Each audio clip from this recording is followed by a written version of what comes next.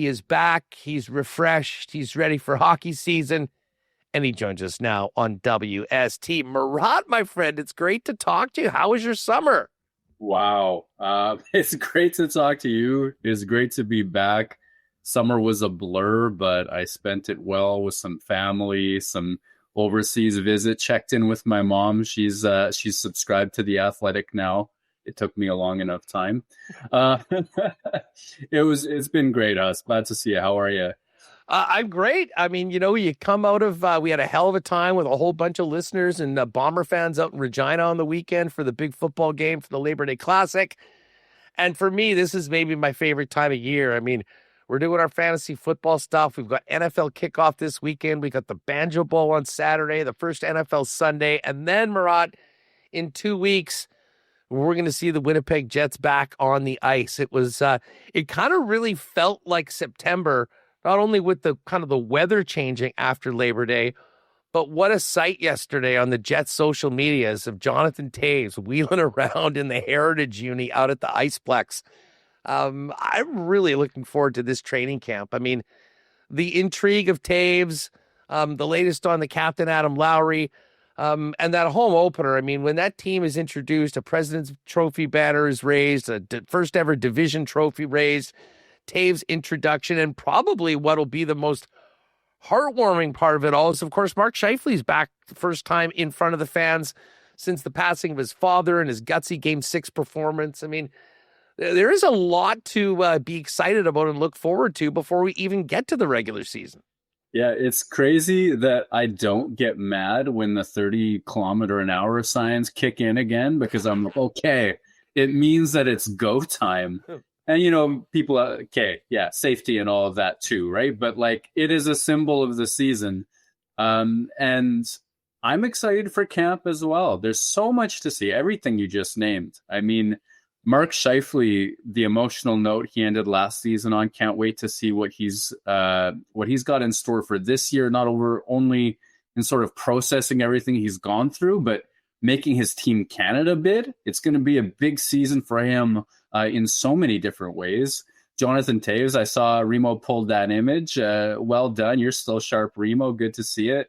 I'm sure there's a lot of Jets fans who are just moved by that sight as well. I have some folks in the inbox who are a little trepidatious about Toews as well, but I'm going to say my experience has been maybe 95-5. The overwhelming majority of Jets fans are jacked, and I'm sure that seeing him is going to be a big deal for a certain generation of hockey fan for sure. Even Gustav Nyquist, what is he capable of? What about all the AHL guys that they signed who might not be AHL guys, like a Walker Dewar or a Tanner Pearson, or probably Cole Koepke's an NHL player the way I see it. There are a lot of changes. Ehlers is gone. There's a lot of new faces as well. Yeah, it's gonna be a really unique one. And then where do they go from a President's Trophy situation and a first round win? It's gonna be a lot to watch. Yeah, it's funny. I was at the kickoff today for the HSC Foundation lottery, and saying hi to some people. A few people came up and introduced themselves, and inevitably, hey, how do you think the Jets are going to do this year? And I said, well, listen, I think it's unlikely you go back to back as President's Trophy winners. And I think more so than any, especially with the loss of Lowry, the loss of, Ehlers not being around, you're bringing in Toews, you're bringing in Nyquist, potentially a real different look maybe on the fourth line as well. This could be far more of a process of a team learning about each other and coming together, as opposed to the one that raced out of the gate at 15-1 last year, which really at the end of the day was the difference between winning the President's Trophy and just being a strong playoff team. Yeah, what an incredible record-setting start that was. It's insane. The power play was a big part of that too, so that I'm going to be interested to see what it can do in its second year. Ehlers will be off it. Who gets that spot? Probably Cole Perfetti, and he had success there. Could they look for a way to rope Jonathan Toews into that spot as well? Who else is available? Gustav Nyquist.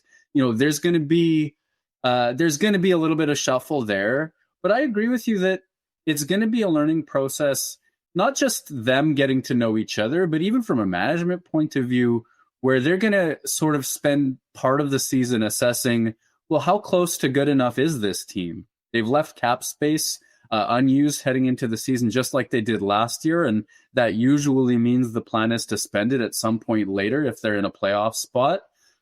So there could be some mid-season additions depending on what opens up and how well Toews, Nyquist, et cetera, can sort of fill the void. See what happens in Lowry's absence at the start too. It's kind of a lot of moving parts in an attempt to keep the same level of quality performance in the regular season. And that's going to be a gardening situation. The work will never be done, I don't think, as they try to maintain their level. You know what? I'll just kind of get back into the summer for a minute. Of course, you were away doing traveling, but credit to you, you're still all over the Dylan Samberg news. And I believe you had that first. What was it like? Were you in Europe at that point? What was it like kind of being on that beat so much and then working from very remotely? And then just in addition to that, thoughts on where they settled to get Samberg back on a shorter term deal that I think a lot of people thought was coming. Yeah, it was an interesting process because I was in Turkey visiting family, right? I spent, a few weeks there and I was making the rounds and all of that sort of stuff. So I did my very best to not be on my phone, and I turned it on at some very, very key times and made some key contacts or what have you. And I'm pleased to say that, yeah, I did break that. And it was it was poolside. So it was kind of one of the nicer days in being a sports journalist. And that came together really nicely. Gotta love technology, Murat. Oh my goodness. Yeah. I'm grateful for that. The deal was an interesting one because I think the idea was that Samberg and Winnipeg were open to a long-term deal, throughout the process. And that's true. And there were some long-term deals discussed. And ultimately, it was a question of sort of pricing Samberg. And when you consider his value to the team, I'm just putting together a survey at The Athletic right now, and fans voted him the second best defenseman and the most improved player. This is an important cog for the future, but he doesn't put up a lot of points. He wasn't on the power play. Are you going to price him like Slavin? How will you project his growth? All that sort of stuff. And ultimately, they weren't really able to agree to what the right number should be for 6-7 years, whatever the long-term deals that they discussed were. And so at 3 years, at 5.75, I have to think that Samberg gets capital paid next time around. If you're the Winnipeg Jets, I would have hoped for longer term. If you're Samberg, great, you've got this one locked up. It's a longer, you might call it a bridge, and you're probably going to do quite well next time around. So it's great for both parties that they're reunited and the relationship continues. And also, you might have hoped for a little bit longer from Winnipeg's point of view. Yeah, my read of this is that, I'm interested in your take on it, that there was some, that the ask on the Samberg side for a long-term deal was big, big money. I mean, the way I read the contract, Murat, is that he's getting what would have been the ARB number, kind of the 4.25 or whatever it was for, the final year, which was just halfway in between what the Jets offered and what the Samberg, for arbitration. But then the next 2 seasons is actually more than Jacob Slavin's contract is kicking in this year. Like those 2 UFA deals, those 2 UFA years that they bought, they were actually paying top dollar for.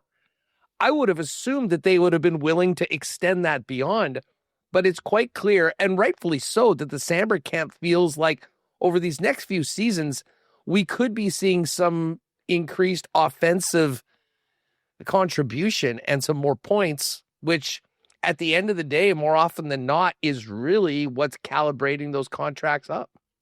Yeah, I think that there's a lot to that. And for Samberg, he's going to put up points just by playing big top 4 minutes behind Winnipeg's top 6 forward group. He's not going to make it to the power play. He's not going to put up those flashy numbers that even a Neil Pionk on the second unit's going to do. But he's going to put up more points, and he'll have more seasons to bank on. Because one of the limiting factors from from Winnipeg's point of view, is that he'd only done it once. He was a top four defenseman and great at it for 1 year. And usually teams want to see that happen a couple more times before they go big. From Samberg's point of view, or from his camp's point of view, I think that you've got it surrounded. That, that 6.5 mil that he'll get next year and the year after on the 5.75 million cap hit, that's an attempt to price his UFA seasons. If he had gotten just a 1 year arbitration deal, he'd be a free agent next year, and that number goes way up. So Winnipeg did buy some free agency away from him. And I think that the read is this that you're making, that the ask would be more, that the numbers, they weren't able to agree on what he should be paid on a really long-term deal. That's true. That's a fact in terms of getting Winnipeg and Samberg's camp to agree to what the right number is if they're going to do something like 7 years. And honestly, it would be well above the 5.75 AAV that they ultimately settled on. You know what's going to be way more than that? Kyle Connor's new deal. Are you hearing anything? I know you're just back on it. I mean, we just talked to Dave Pagnotta, and he suggested that if they hadn't already, they'll be getting together very shortly to discuss this new deal. There's a willingness to stick around. Obviously, the team wants to sign him. There's thoughts on that, where it might end up, and does this get done before the start of the regular season, Murat? Because to me, as much as, and we can talk about McDavid's situation, he's maybe a different category, but Kaprizov, Eichel, all that, I would say that the urgency for the Jets for clarity on Kyle Connor is greater than almost any of those markets, because some of the other things that the Winnipeg Jets deal with, and knowing that, in my opinion, they cannot go down the same road they did last year with Nikolai Ehlers losing such an important asset for nothing at the end of the year. Yeah, you draft a player of that quality, you develop them, they become a star, and, Nikolai Ehlers is more of a 5-on-5 star / power play last year. Kyle Connor in another tier of NHL-wide stardom. First line, first power play minutes for a long time. You need to know what is going to happen there, and to let a player like that go for nothing would be really, really painful for the Winnipeg Jets, just as, or even more painful, I think, for them than the Nikolai Ehlers loss was this summer. So yeah, it's a top priority. It's probably the top priority, and it's something that the Jets have been preparing for well over a year at this point. Like this has been something on their radar for an extensive period of time. I'm not, since returning to work this week, I'm not super plugged in on the situation, but I can say this: Connor has gotten first line minutes, and a big first line minutes, more first line minutes than even first line players on other teams. He's gotten first line power play minutes for a really long time. He plays even on the PK sometimes. He plays with Mark Scheifele more often than not. This is one of the best situations and best scenarios for him on the ice, I think. And I think that, the sense I've always gotten is that he appreciates that and values it. It's also just an incredible stroke of good fortune from the Winnipeg Jets perspective, just as it was with Connor Hellebuck, that Kyle Connor, in terms of off the ice, he likes his outdoor time. He likes his boating time. He likes his, he's part of that crew in Winnipeg where they value that sort of away from the ice culture. He's not the flashiest guy. He's probably not, I don't know his UFA priorities, but I think the image is that he's not necessarily going to seek out that New York type of deal or any of those things. Kyle Connor, the person, I think fits into Winnipeg very well as well. So all told, I would say I'm a lot more optimistic about a Connor extension heading into this season than I was about a Nikolai Ehlers extension at this time last year. And not that you have any reason to remember specifics, but in my bold predictions for the year, I called Ehlers walking at this time a year ago. I'm not really thinking that that's the case with Kyle Connor. Great. We've got a bold prediction that a deal is impending any moment now. And no, maybe not any. You missed my lawyer's speak. I kind of hemmed and hawed on that, eh? No, but you know what? Listen, I think that it's something that both sides need to sit down and get clarity on. And I would hope, and maybe I'm not willing to assume, but would certainly hope that common ground can be found. Listen, I don't think that they're going to try and nickel and dime Kyle Connor. He has absolutely done everything that they've asked for him. He's stepped up his game in some ways that don't necessarily translate to the score sheet. And I think the organization's appreciative of that. And the bottom line is this guy scores like nobody else on the Winnipeg Jets, and you get paid for that. And I mean, the cap's gone up. There's a number of individuals. The one thing that Pagnotta brought up that could be a challenge, I guess, for the Winnipeg Jets is that you've got all of these guys in similar situations that are NHL superstars. There could be hesitancy to be the first one that signs that deal. Just because often when other deals are signed, all of a sudden the numbers change a little bit. And we've really seen that as inflation is cranked up through free agency over the last 6 months. Yeah, especially with the cap making its incremental increases, like substantial increases, I should say. Players do wait and see and watch. And like, you know, we're just talking about Samberg. You don't think K'Andre Miller's deal influenced what the ask from the Samberg camp was? Like, these are all connected. So I think that that's a good point that you bring up from David Pagnotta. Like, there probably is some of that going on. At the same time, I guess I would be overstating like my level of knowledge to think that Kyle Connor wouldn't want to maximize every last little thing. But my perception is really that it's going to be about fit between city and player, and Winnipeg won't be hesitant to really put a big number in front of Kyle Connor. And, you know, my impression has always been that he's been contented in Winnipeg and appreciates what he has here. Yeah, and you know what, I'll say this too, and I mean, there are a bunch of intangibles. I mean, dollars and cents is what everyone's going to be talking about when something is signed, and we break it down that way. But one thing, and this is massive credit to, you know, the organization overall, but when you think of the way that Bones came in, changed the culture, the step forward that the team took under Scott Arniel, and just how tight-knit this group is with so many of the guys that he's come up already committed to long-term deals, it really does seem like the fit has already been established. The guys that he would be looking to the most have already committed to the Winnipeg Jets. And I think that, you know, as opposed to maybe the Ehlers situation, for Kyle Connor, I think that is very important to him. And it certainly is something the Winnipeg Jets have going for them, what they've done off the ice, the nature of that team off the ice, and how big a part of it Kyle Connor has been and hopefully will continue to be. Yeah, I almost take it from the Gabriel Velarde press Zoom after his extension where, you know, with Scheifele and Hellebuck in place like that, the players themselves can see sort of this 4 to 5 year window of Winnipeg being one of the better teams in the NHL and having a realistic shot to go deep. I wouldn't be surprised if that perception is held by Winnipeg's leading point scorer in Kyle Connor, 97 points last season. So part of, you know, when Winnipeg Jets cornerstones have re-signed, there's usually been that perception that winning is kind of around the corner. And I think back to Blake Wheeler and Connor Hellebuck way back in 2018. This feels more similar to that to me than Ehlers having his perspective on signing with a different organization. Obviously, anything can happen and all that sort of stuff. I would suggest Kyle Connor at 28 years old, turning 29. If there's a 4 to 5 year window where Winnipeg could win and believes that it can win, and he's a part of that, like you might see a really expensive contract figure for him that he's able to more or less live up to over that period of time.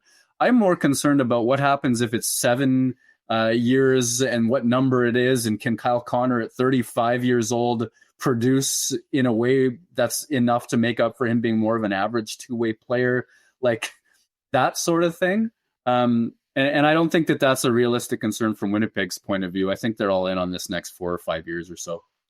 Murat, we'll spend more time on this topic, I'm sure, until it's done. But as we look ahead to training camp, I wanted to ask you about a couple of guys that'll be looking to crack the team from the Manitoba Moose. Brad Lambert, who had a real down year last year, which the entire team did, frankly. And Nikita Chibrikov, who, of course, was injured, wasn't even eligible, wasn't available for even a call-up to be a Black Ace.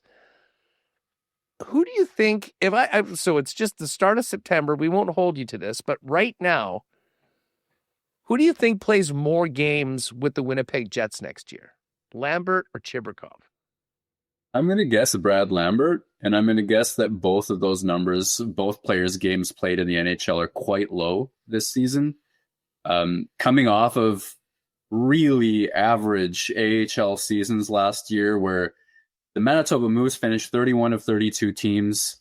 They had to work so hard for every crack of offense that they found. And guys who, based on their track record of excellence and offensive ability, like a Brad Lambert, where you might hope he could crack things open a little bit more for himself. It wasn't really happening that way. You got a little bit more effectiveness out of the Parker Fords of the world at that level, guys who could sort of bulldoze their way or bulldog their way into dangerous spots. And what you saw Winnipeg go out and do this year, or the Manitoba Moose under Craig Heisinger go out and do, is add a lot of veteran, capable, strong two-way AHL players who can score. I think that's part of okay, we're going to take one more year. We're going to keep Lambert and Chibrikov and Braden Yeager and Colby Barlow, I suppose, and all of this, and give them the best situation we can possibly give them in an attempt to really set them on the right track to be top 6 type prospects again. And then I just see so many NHL players in the way. I would be amazed, and credit to anybody who changes this and just proves me wrong. I'd be amazed if either of those players break camp with the Jets.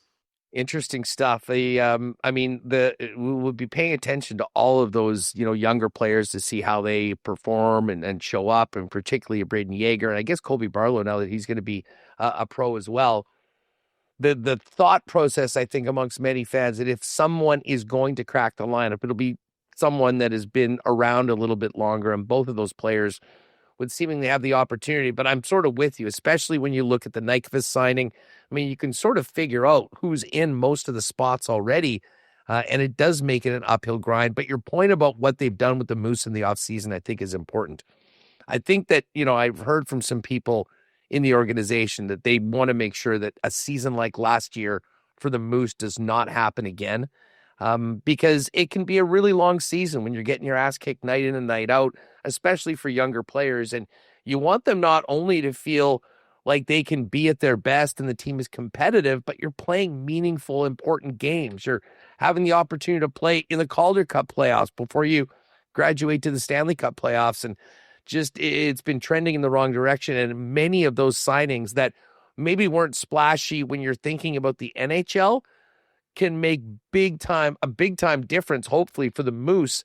So those players, especially the ones that weren't there last year, like a Yeager or a Barlow, are coming into a situation where it's not, you're just looking at the calendar every year and seeing how close you are to the end of the season. You're excited about the game that's next on the schedule. Yeah, that makes perfect sense to me. And it's about putting people in positions to have success, right? I think that team was treading water at best through a lot of last season. And you don't really want those for players that you want to have meaningful NHL careers in the long haul. You don't want their spirit to break, or you don't want them to go off of their own program or try to do things by themselves. And I think most of what I've heard has been actually really positive about the dispositions and character, but you don't want to run multiple seasons like that together. Great by you to have that from some people in the organization saying, hey, we need that to be a one-off. It's I don't know, maybe a lot of fans, if you grew up playing, can relate to this. If you ever played a level above, you were called up to a different age group or something like that, and it feels like things are a little bit quick, and then you eventually catch up or you don't. The Moose players who I think would be viable NHL prospects were probably playing in that almost disadvantaged position by not being supported by elite AHL players last season. And ideally they do turn that around. Murat, it is so good to have you back, my friend. I can't wait to read your latest in The Athletic when it's coming up. And of course, continue our conversations throughout the season, but especially seeing you. It's only a couple weeks. We'll be down at the Iceplex getting things going. Let's get it rolling. Yeah, let's do it. So glad to be back. And yeah, my first one's going up tomorrow. So we're back at it here. Looking forward to it, my friend. Thanks for doing this. Glad you had such a great summer. Now get ready for a great season coming up in just a couple of weeks. Thanks, Hess. Appreciate it. There's Murat. Great to have him back on the program tomorrow in The Athletic. He returns with the latest on his coverage of the Winnipeg Jets as we count down to training camp coming up.